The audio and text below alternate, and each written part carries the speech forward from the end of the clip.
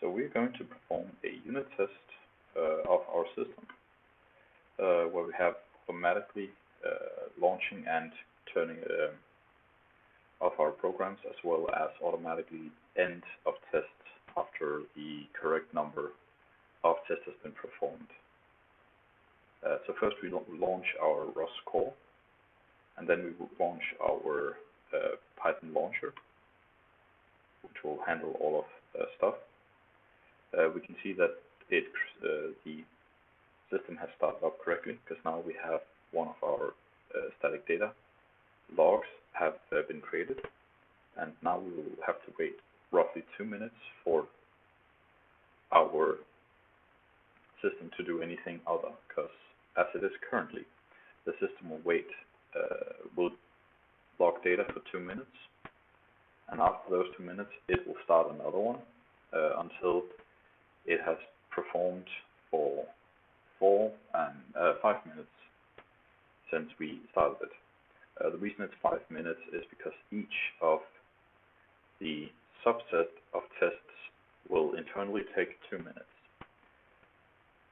But to make sure that we always perform, or at least get more data than what we intend to get, we have calculated that the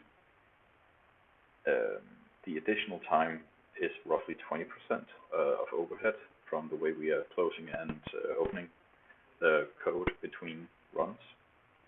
So with a safety margin of 5%, we then add an additional 25% of time to the final time that the test is going to be take. So after the first 2 minutes of the test, we can see in this window in a moment how that's gonna basically complain about a program crashing. That is currently the most elegant way of making sure it terminates, because we did try to do some Python termination, but that didn't succeed the way we wanted, at least, so it didn't terminate correctly. So we found that if we do it this way, at least it will do what we expect it to do. So here we saw it like complaining about 3 different scripts terminating at the same time. So now that it started logging the new data in a different file, we can actually open this file and then see the text that we have gathered. So currently we're only attached to our IMU, but in the final test everything should be attached. So our positioning system, which is like the first 10 or so like data points, are going to be that. But we can see right now we are actually obtaining roughly 120 data points, which means it's run for the rough estimate of the time that we expect it to run for, because each log happens every second. Obviously that can be changed later on, but for testing purposes and for like the initial testing at least, this should be good enough to give us a thing, since neither our robot is moving, nor is it like high precision on the time side that we're looking for. We just need to have a rough understanding of the time it takes for it to complete its checks. So now we're just waiting for the system to basically do what it just did, but once again, and then to show that it actually terminates after precisely 5 minutes of the operational time.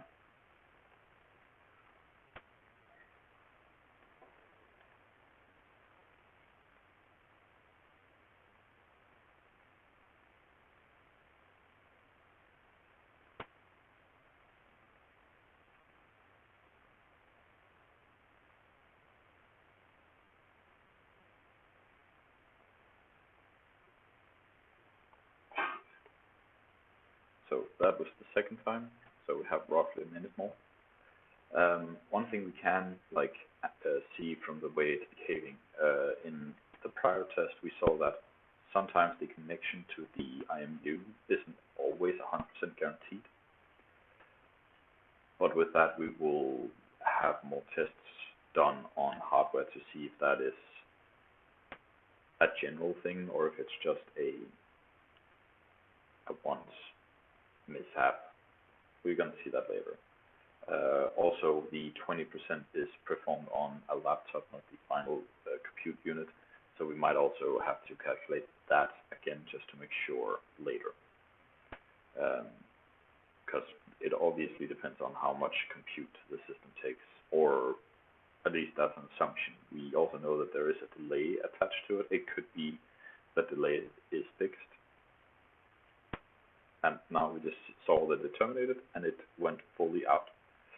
So the test is success.